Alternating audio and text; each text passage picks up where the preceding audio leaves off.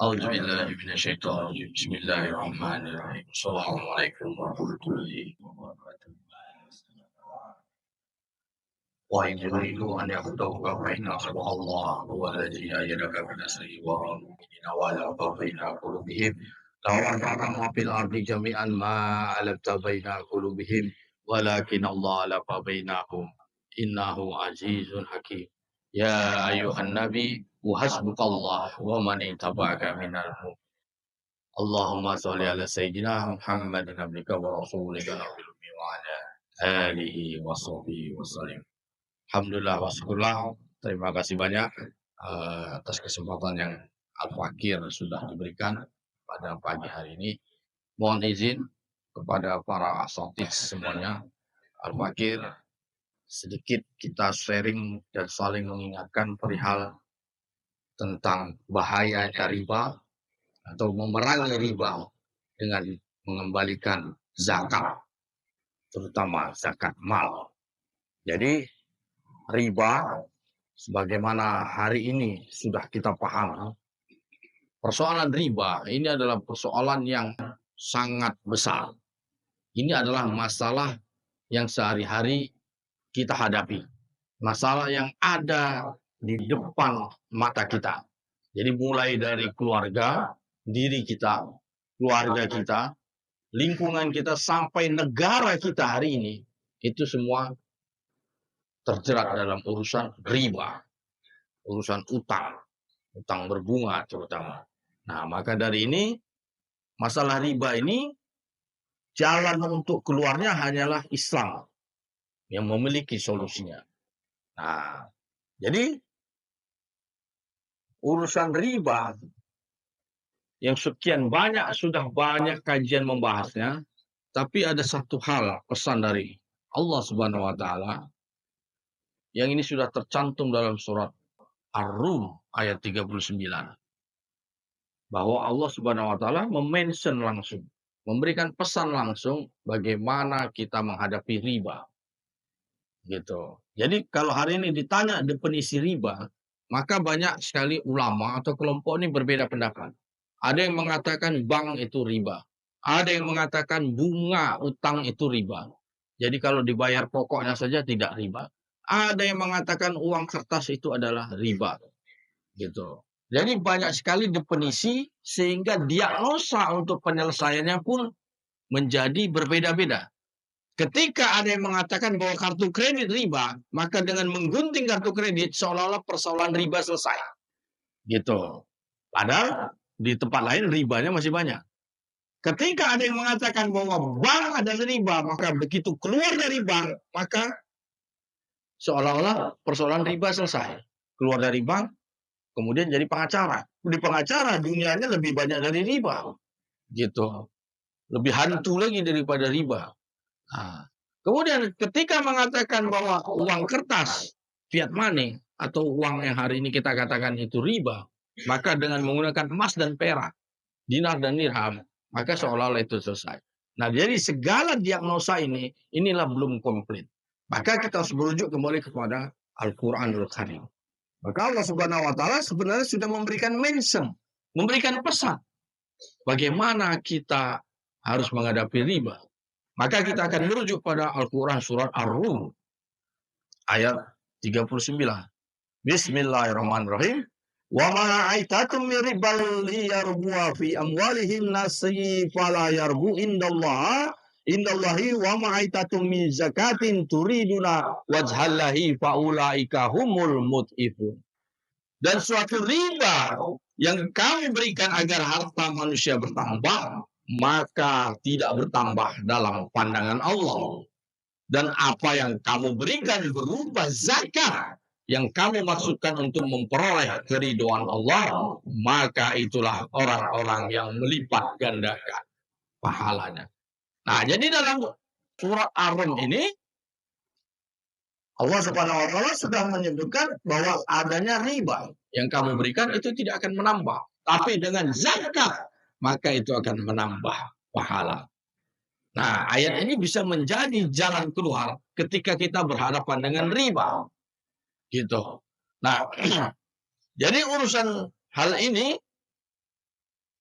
kita bisa melihat secara historikal, kenapa ini riba marak?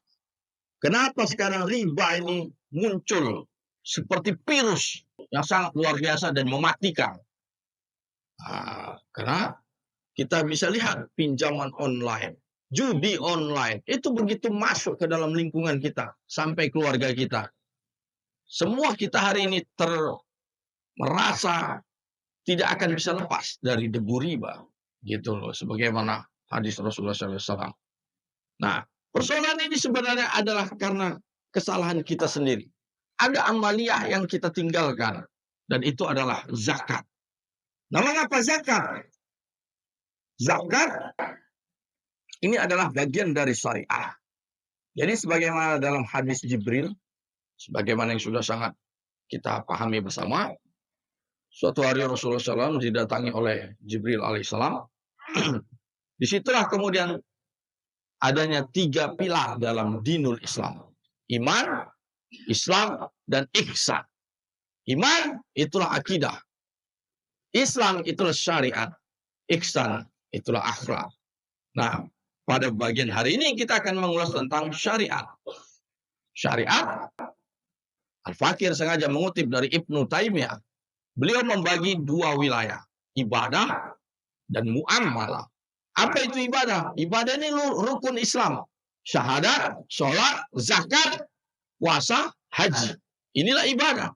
Kemudian ada muamalah. Itu ada jinayat, ada mahkamah peradilan, ada munakahat, ada siasah, dan lain-lainnya. Nah, bab muamalah ini bab yang hari ini tidak pernah kita jalani. Jarang sekali kita menjalani. Gitu loh. Tapi bab ibadah, nah inilah yang menjadi urusan yang juga sangat urgent. Jadi puasa, syahadat, sholat, zakat. Nah, zakat.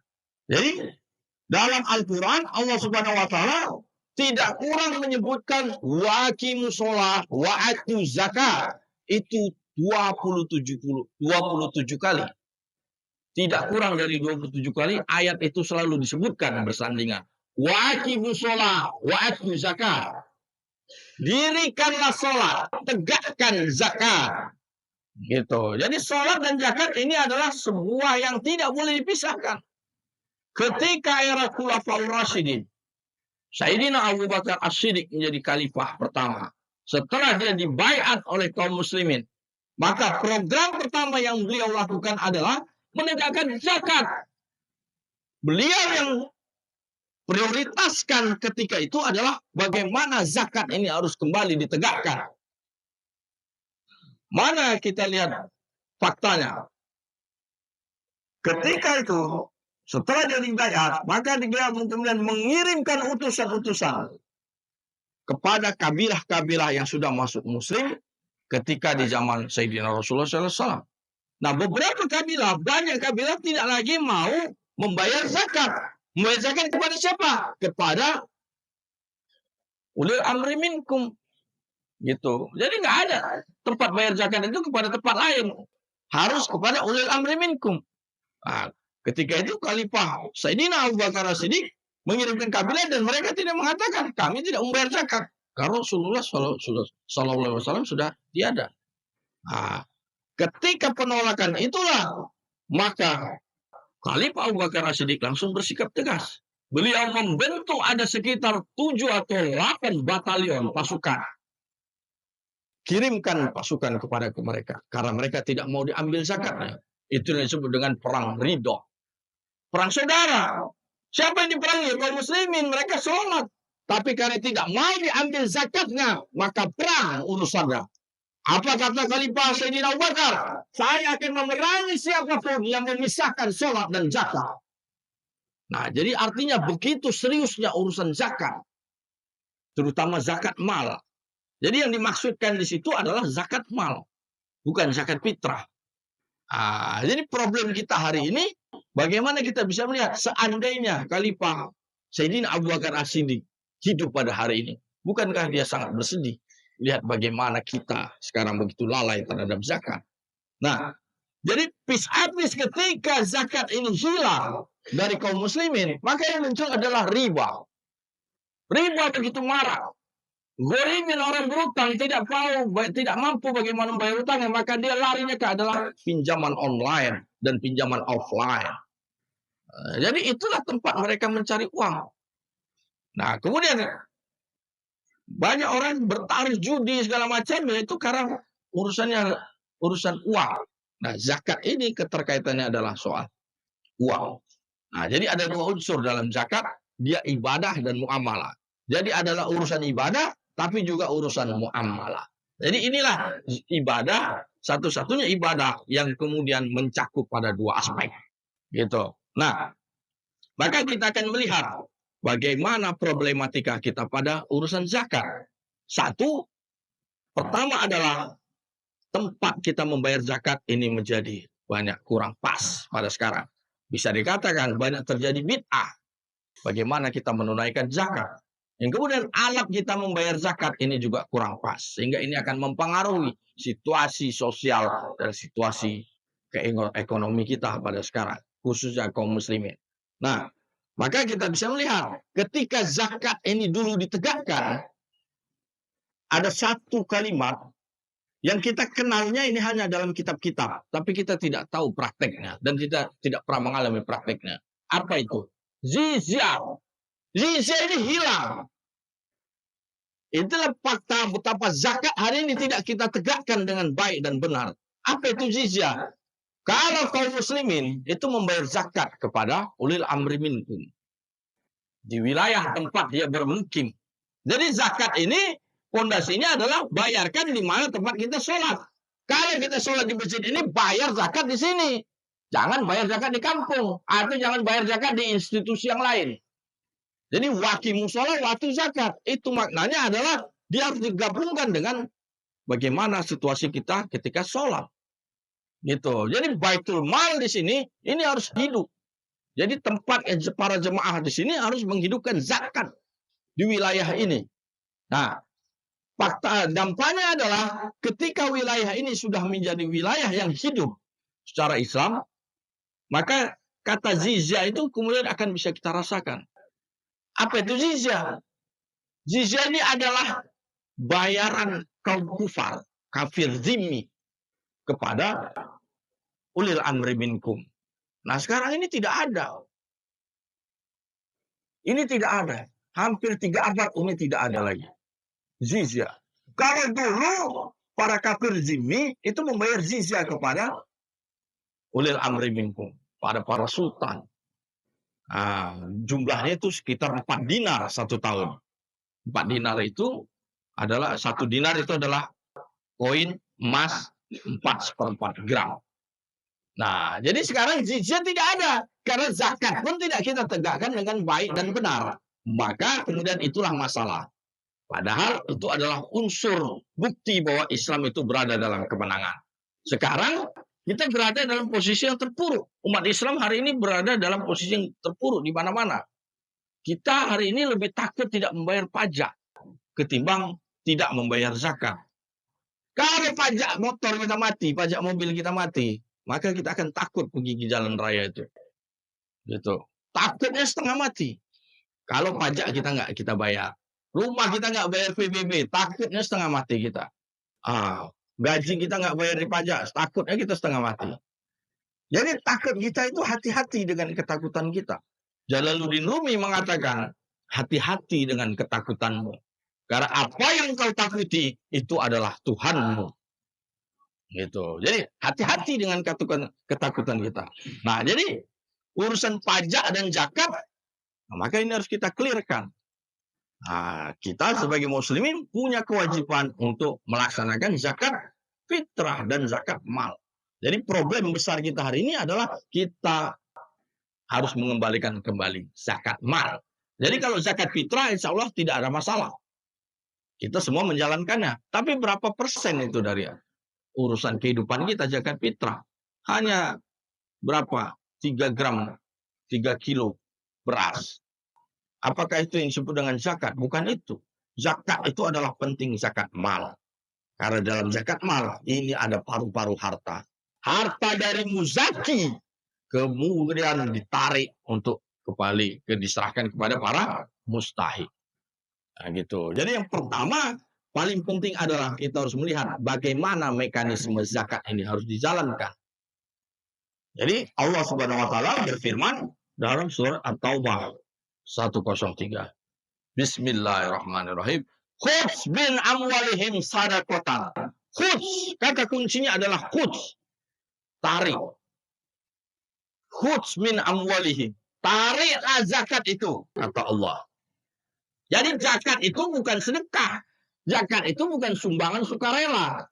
Bukan kita sesuka hati kita. Ini zakat saya sekarang 200.000. Nggak bisa begitu. Zakat itu khudz, ditarik. Itulah dasar ketika Khalifah Abu Bakar As-Siddiq kemudian menarik zakat dari kaum muslimin. Karena zakat itu diambil, ditarik dia. Jadi bukan sedekah. Jadi sifatnya adalah harus aktif. Nah pertanyaannya, siapa yang boleh menarik zakat? Siapa yang punya kewenangan dan otoritas untuk menarik zakat? Gitu. Maka kita harus melihat pada surat An-Nisa. Watullah wa rasul wa ulil amri minkum. Jadi yang berhak untuk menarik zakat tidak ada otoritas lain selain ulil amri minkum. Ya, jadi ulil amri minkum ini dari dulu kita tidak ada perdebatan soal ulil amri minkum. Hanya 2 abad atau 1 abad belakangan ini terjadi problem besar pada kaum muslimin. Jadi kalau orang Aceh ya bayar zakatnya di Aceh. Orang Ambon dulu, orang Maluku bayar zakatnya pada Sultan Ternate. Orang Delhi, orang Medan bayar zakat pada Sultan Delhi. Orang Banten bayar zakat pada Sultan Banten. Jadi para sultan itu adalah ulil amri minkum dan mereka adalah tempat untuk membayar zakat. Jadi ulil amri minkum itu skala lokal. Gitu. Sejak dulu ya begitu. Sejak zaman Rasulullah SAW sampai abad ke 20-an, abad 19, itu semua adalah demikian. Gitu loh. Nah, baru sekarang terjadi dialektika besar. Tapi dampaknya adalah pelaksanaan zakat ini menjadi berpengaruh. Maka kita harus kembalikan ini kepada otoritas yang berhak menarik zakat. Karena perintahnya adalah khudz min amwalihim sadaqatan. Tariklah zakat. Jadi zakat harus dikembalikan. Minimal dia harus dikembalikan sebagaimana kita melaksanakan sholat. Jadi peranan masjid hari ini sangat urgent untuk kita mengembalikan pentingnya fikih zakat. Jadi di mana kita sholat, maka disitulah kita harus menunaikan zakat. Gitu. Jadi jangan kita sholatnya di sini, bayar zakatnya di kampung. Nah yang kedua, problem kedua adalah bagaimana cara menghitung zakat. Nah, kalau kita secara awal mengatakan zakat itu 2,5%, maka dalil 2,5% ini sebenarnya adalah dari yang dulu yang sudah dijalankan oleh Sayyidina Rasulullah SAW. Nah, dalam sebuah hadis disebutkan munculnya dalil 2,5% itu sebagaimana diriwayatkan oleh Imam Abu Dawud. Faiza kanat laka mi'ata dirham wa hala alaihal haulu papiha khamsatun darahima wa laysa alaika syai'un ya nipi zahabi hatta yakuna laka isruna dinaran faiza kana laka isruna dinaran wa hala alaihal haulu papiha nisfu dinarin papa zada papihi sabi manalika.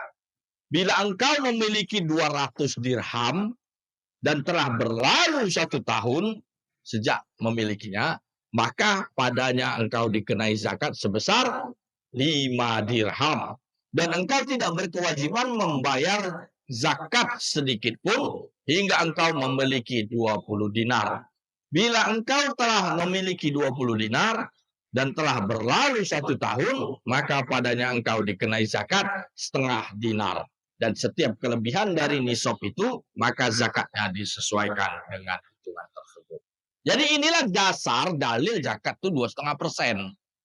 Hitungannya apabila harta kita 200 dirham, maka zakatnya adalah 5 dirham, 2,5%-nya. Kalau harta kita dalam bentuk emas 20 dinar, maka zakatnya setengah dinar. Jadi 2,5% dari 20 dinar adalah setengah dinar. Nah, problemnya mana ukurannya? Kemudian kita langsung menggunakan kias. Kita kiaskanlah bahwa seolah-olah 20 dinar itu dengan 85 gram emas. Nah, jadi sebelum kita buru-buru menggunakan kias, Maka Al-Fakir akan menceritakan sedikit problem kita pada masa sekarang. Gitu.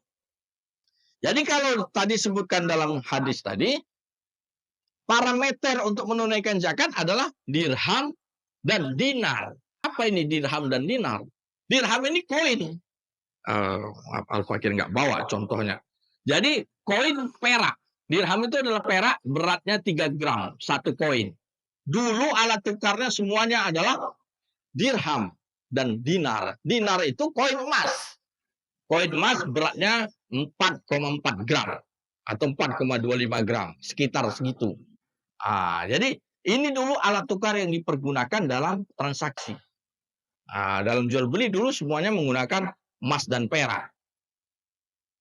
Baru pada abad ke-20 atau abad ke-21 belakangan ini, kita semua menggunakan yang namanya uang kertas. Atau sekarang berubah lagi namanya, bukan uang kertas, tapi byte komputer. Karena uang berubah dalam handphone. Uang sekarang berubah dalam kartu, selembar kartu. Jadi bukan lagi bentuknya kertas. Jadi transformasi uang ini harus kita pahami sebagai kaum muslimin untuk kita bisa melihat apakah ini dalam fikih kita ini bisa kita pergunakan atau bagaimana sikap kita, gitu loh. Jadi kita harus minimal memahami dulu bagaimana sejarah munculnya ini sampai ini datang kepada kita. Jadi sekarang kita harus tahu apa yang terjadi. Transformasi alat tukar ini, uang, ini bukan berlangsung di sini. Dalangnya itu bukan dari Jawa atau dari Jakarta. Yang melakukan ini bukan orang-orang Melayu, orang Jawa, orang Batak, bukan. Ini orang-orang Barat. Gitu loh. Mengapa sekarang uang ini berubah? Ini bukan datang dari Nusantara. Bukan datang dari Cina, bukan. Ini datang dari Barat. Maka inilah pentingnya kita untuk memahami apa yang terjadi di Barat. Bukan maknanya kemudian kita menjadi kebarat-baratan, bukan. Tapi kita harus tahu apa yang terjadi di Barat. Karena apa-apa yang berangsang di Barat, itulah yang kita pergunakan sekarang. Gitu. Mana buktinya? Kita bicara konstitusi. Itu kosakata yang datang dari Barat. Bukan kosakata datang dari Islam. Kita buru-buru mengatakan Piagam Madinah itu konstitusi. Tunggu dulu. Kata aslinya itu konstitutio. Dari bahasa Latin. Gitu loh. Jadi itu datang dari Barat sumbernya. Maka kita harus tahu bagaimana muasalnya itu muncul. Kemudian kita memahami yang namanya demokrasi. Itu bukan bahasa Jawa. Nggak ada dalam bahasa Aceh. Nggak ada dalam bahasa Melayu. Tidak ada dalam bahasa Ambon dan lain-lain. Itu semua berasal dari Barat. Kemudian kita memahami Kode Napoleon dalam bentuk KUH pidana, KUH perdata, KUH dagang, dan lain-lain. Jadi itu semua sumber hukum yang berasal dari Barat. Bukan dari Kesultanan Mataram atau dari Majapahit. Nggak ada. Bukan dari Empu Prapanca ini. Gitu loh. Jadi ini semua sumbernya dari Barat dan hari ini kita pergunakan. Maka kita harus tahu bagaimana sejarah berlangsungnya itu sehingga sebagai kaum muslim kita bisa mengambil sikap. Gitu. Bagaimana sikap kita? Minimal kita memahami dulu asbabun wurudnya kan gitu. Bagaimana itu kejadiannya? Gitu. Jangan semua sehingga kita tidak buru-buru mengambil kias. Oke, baik. Jadi kita akan melihat bagaimana sejarah transformasi uang. Dulu semua menggunakan emas dan perak, kemudian transformasi berubah menjadi uang kertas. Ini dulu perubahan pertama. Nah, ini muncul sekitar abad ke-10 Masehi. Perubahan ini, artinya cikal bakal ini muncul, uang kertas itu muncul, sejarahnya itu sekitar abad ke-10 atau 11 Masehi di sebuah pelabuhan di Venesia. Venesia ini di kota Italia. Jadi ketika dulu semua perdagangan itu adalah di pinggir-pinggir pelabuhan. Pelabuhan itu seperti kapitalisnya pada zaman itu. Gitu. Nah, karena pelabuhan itu ramai dengan seluk-beluk perdagangan dan lain-lainnya, maka ada beberapa orang Yahudi itu bikin bisnis. Dan ketika itu alat tukarnya adalah emas dan perak. Mau di barat, mau di timur, di Arab, dan lain-lain, maupun di Nusantara kita sini, semua alat tukar adalah emas dan perak. Maka kita sebut uang kita 5 perak. Perak itu ya maknanya perak, dirham. Gitu loh. Jadi semuanya adalah emas dan perak. Karena itu adalah fitrah dari Allah Subhanahu wa Ta'ala. Nah, jadi munculnya uang kertas itu adalah ketika di pelabuhan itu ada beberapa orang Yahudi itu membuka bisnis penitipan uang. Nah, jadi dia bawa satu meja, satu kursi, duduklah di pinggir pelabuhan, penitipan uang. Meja, kursi dalam bahasa Latin, dalam bahasa Portugis, itu kita sebut dengan bangku. Tulisannya banco, gitu loh, bangku. Nah, kita panggilnya bangku, gitu. Itu kursi. Jadi itulah dikenal dengan bangku. Jadi asal kata bank itu dari situ, bank. Nah, bank kalau bahasa Spanyol itu bangku. Nah, jadi itu kata bank itu dari situ, gitu. Jadi kita akan tahu. Jadi satu meja, satu kursi. Mereka kena menyebutnya bangku. Oh, pada bangku kan gitu. Nah, kemudian karena udah usaha penitipan uang, datanglah si A. Dia menitipkan uangnya sebesar 100 dirham, 100 perak. Kasih kepada bangku. Si bangku dengan adanya uang itu, maka dia memberikan kwitansi, tanda terima saya dari kwitansi. Dapatlah dia kwitansi. Si B kemudian datang juga menitipkan uangnya karena malas dia bawa uang banyak. Titip 50 dirham. Si C titip juga 50 dirham. Si B, si D, dan lain-lain semua titip lah. Maka ketika mereka menitip, mereka mendapatkan yang namanya kwitansi. Gitu loh. Nah, kemudian lama-kelamaan nasabah si bangku ini kan banyak. Dari 5 orang, 10 orang, 2 sampai 100 orang. Antar nasabah ini kemudian mereka saling jual beli. Si A dengan si B misalnya transaksi. Si B, aku mau beli beras mula. Oke, saya bayar pakai kwitansi. Uangnya ada sama si bangku. Gitu. Paham ya Bapak-bapak maksud saya? Jadi si B, si A itu membayar jual beli dia itu nggak pakai lagi emas, tapi pakai kwitansi yang diberikan oleh si bangku. Kenapa? Karena orang percaya ketika itu uangnya ada pada si bangku. Gitu loh. Si banco tadi. Nah, maka kemudian ketika transaksi itu berjalan udah mulai banyak demikian, si bangku ini berpikir, dia Yahudi. Nah, Yahudi ketika itu nggak berkuasa, belum hebat seperti sekarang mereka menguasai Yerusalem. Gitu. Nah, kemudian dia buka bisnis baru. Dia berpikir, loh kok kwitansi saya ini diterima sebagai alat tukar. Maka dia bikin bisnis baru. Bisnis barunya apa? Bisnis peminjaman uang. Gitu. Peminjaman uang. Maka datanglah orang-orang pinjam uang kepada si bangku. Tapi, jadi si bangku ini kita bisa lihat. Dia dari bisnis ini nggak punya modal. Cuma modal satu meja, satu kursi. Tapi tiba-tiba dia punya banyak uang. Gitu loh. Nah, kemudian bisnis baru adalah datang si Q. Saya mau pinjam uang. Dikasihlah pinjam uang. 200 dirham kepada si Q. Tapi dengan syarat. Kembalinya harus 220 dirham. Mulailah riba masuk. Ada yang disebut dengan tambahan. Nah, disitulah praktek riba itu mulai masuk dan diberlakukan. Jadi dulu gereja Roma, zaman abad pertengahan dulu gereja Roma itu juga melarang praktek riba.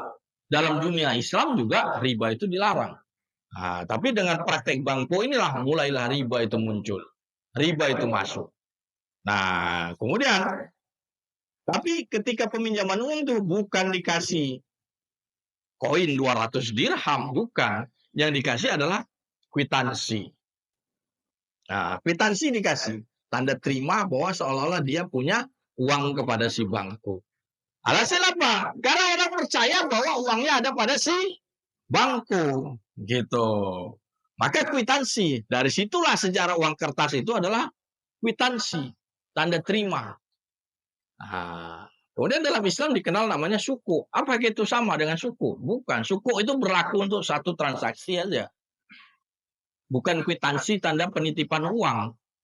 Gitu. Suku itu ya sifatnya satu transaksi. Nah, kalau yang suku sekarang di bursa efek syariah itu lebih lain lagi istilahnya. Jadi sekarang banyak sekali istilah-istilah dalam syariah. Kalau kita bandingkan dengan ada dalam kitab-kitab kuning, maka ini berbeda amal prakteknya. Gitu loh.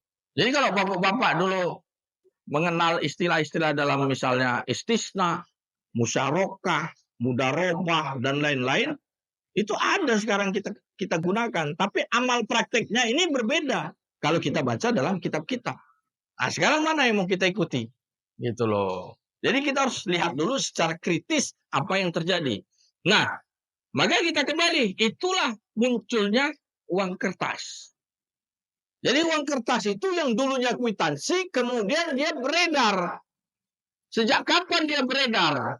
Dan berlaku secara mengikat. Dengan apa? Dengan hukum. Jadi hukumlah yang membuat dia berlaku secara mengikat. Nah, hukum yang mana? Ya tentu hukum positif. Nah, maknanya kalimat hukum positif ini bukan berarti ada maknanya ada hukum negatif. Bukan begitu. Positif ini disebut dengan positivisme. Positivisme ini hukum yang hanya berasal dari state atau negara. Itu. Nah, jadi ini baru berlaku setelah pasca revolusi Prancis tahun 1789. Jadi sekali lagi kita sebagai muslim kita harus tahu apa yang terjadi di barat sehingga kita bisa melihat apa yang berlangsung pada peradaban kita sekarang. Ini apakah benar atau tidak? Sehingga kita bisa melakukan kritisisme gitu. Kita harus bisa melakukan kritik. Jadi jangan kita langsung buru-buru menggunakan kias.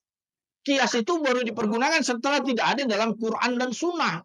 Sebagaimana dalam melaksanakan zakat. Zakat fitrah. Kita bisa menggunakan beras. Kias. Karena ketika dikiaskan dengan gandum. Karena ilatnya sama. Dan jangan buru-buru kita mengatakan bid'ah. Jadi ketika beras tidak ada dalilnya. Ya memang tidak ada dalil menggunakan zakat itu dengan beras. Dalilnya ya kias. Gitu. Jadi yang disebut dalil itu secara umum ya sebagaimana kita pahami itu ada 4. Al-Quran, Sunnah, Ijma, dan Qiyas. Jadi kalau nggak ada dalam Quran, nggak ada dalam Sunnah, maka kita boleh gunakan Qiyas, Ijma. Nggak ada dalam Ijma, ya kita bisa gunakan Qiyas. Jadi kalau nggak ada dalam hadis, jangan buru-buru kata itu bid'ah. Itu keliru dalam istinbat hukum. Jadi yang disebut dalil itu 4. Minimal secara umum ya. Kalau kita mengikut mazhab Maliki itu ada banyak lagi, ada Marsali Al-Musalah dan lain-lainnya. Jadi terutama kita bisa melihat fakta dalam pembayaran zakat fitrah. Mengapa kita boleh menggunakan beras? Karena ilatnya adalah sama dengan gandum atau kurma. Gitu loh. Jadi itu ada dalil. Jadi jangan dikata tidak ada dalil. Jangan dikata sarung itu tidak ada dalil gitu loh. Ada dalilnya. Oke, baik. Kita akan kembali kepada pokok problematika kita. Nah, jadi perubahan uang kertas tadi, maka ini akan semuanya muncul berlaku secara maksa itu kisaran abad 20. Maka semua negara-negara itu dipanggil dalam satu tempat yang namanya Bretton Woods di Amerika Serikat setelah Perang Dunia Kedua. Siapa yang memanggil itu? Yang bisa memanggil presiden-presiden negara? Presiden Indonesia waktu itu nggak dipanggil gitu loh. Tapi presiden negara-negara besar. Negara Prancis, Inggris, dan Perdana Menterinya, Presiden Amerika, itu dikumpulkan dalam satu tempat. Yang mengumpulkan ini adalah para bankir Yahudi. Para bankir Yahudi ini adalah pemilik-pemilik bank sentral. Mereka dikumpulkan di situ, dan disitulah kemudian mereka mengatakan, mulai sekarang, uang yang kami terbitkan tidak ada backup emas. Maka sejak itulah emas dan perak itu tidak lagi menjadi alat tukar. Maka semuanya berubah menjadi kertas. Nah, pertanyaannya, siapa yang menentukan nilai dalam uang kertas tersebut? Misalnya ada 10 ringgit, ada 5 ringgit, ada 10 dolar, ada 5 dolar, ada 100 dolar. Bahannya sama-sama kertas. Bahannya kan sama, tapi kalau emas dan perak, bahannya berbeda. Emas ya emas, perak ya perak. Tidak mungkin dipalsu. Jadi emas dan perak tidak bisa dipalsu. Yang ada kadarnya dikurangi. Kalau kertas, mudah dipalsu. Gitu loh. Karena bahannya kertas. Nah, jadi gitu. Apa bedanya ini? Kenapa ini tidak disebut dengan uang? Nah, ini sama-sama kertas. Jadi dalam Islam, uang emas itu disebut dengan ain. Jadi kalau yang seperti ini, kwitansi begini, kertas ini disebut dengan dai. Jadi yang boleh itu adalah kita harus menggunakan ain secara intrinsik. Nilai ini tuh harus dengan berlaku secara intrinsik. Nilai sejadah ini, nilai handphone ini karena berlaku pada bahannya. Jadi semuanya berlaku secara intrinsik. Jadi terlihat pada bahan yang diperbuatnya. Ya kertas ini berarti ya sebagaimana bahannya, bukan yang ada dalam tulisan ini, gitu loh. Jadi sebagaimana uang kertas. Nilai itu berlaku seolah-olah angkanya. Sekarang pertanyaannya siapa yang menaruh angka di situ? Gitu loh. Siapa yang menentukan angkanya ada $10, $20, $200 itu siapa? Presiden Amerika nggak bisa menaruh angka di situ. Itu bukan pekerjaan seorang head of state gitu. Jadi bukan datang dari pemimpin sebuah negara. Bretton Woods itulah tadi menunjukkan faktanya. Siapa yang bisa menaruh dan menentukan itu. Yang kedua, kok kemudian terjadi perbedaan uang? Uang Indonesia kok murah sekali. Uang Malaysia kok besar. Uang Singapura kok tinggi sekali. Uang Brunei kok besar. Uang Cina kok besar. Siapa yang menentukan ini? Oh, orang-orang ekonomi bilang, ya itu kan karena mekanisme pasar, segala macam, jual beli. Kalau karena pasar, logikanya Indonesia sama Brunei lebih besar mana ekspornya? Kok Brunei uangnya 10.000 kali lipat? Kalau dengan Singapura, apa bisa lebih besar Singapura punya? Jadi banyak hal-hal yang nggak masuk akal. Jadi artinya inilah pelemahan kepada negeri-negeri Muslim. Karena yang mengatur kurs itu siapa? Itu pertanyaan yang paling besar yang harus kita pikirkan. Siapa yang mengatur kurs? Setiap pagi itu kurs berubah-berubah. Dolar naik, dolar turun. Bahkan Presiden Soeharto ketika itu jatuh karena kurs. Tiba-tiba dolar naik. Siapa yang ngatur? Seorang presiden pun tidak bisa mengendalikan kurs. Gitu loh. Ini pertanyaan besar.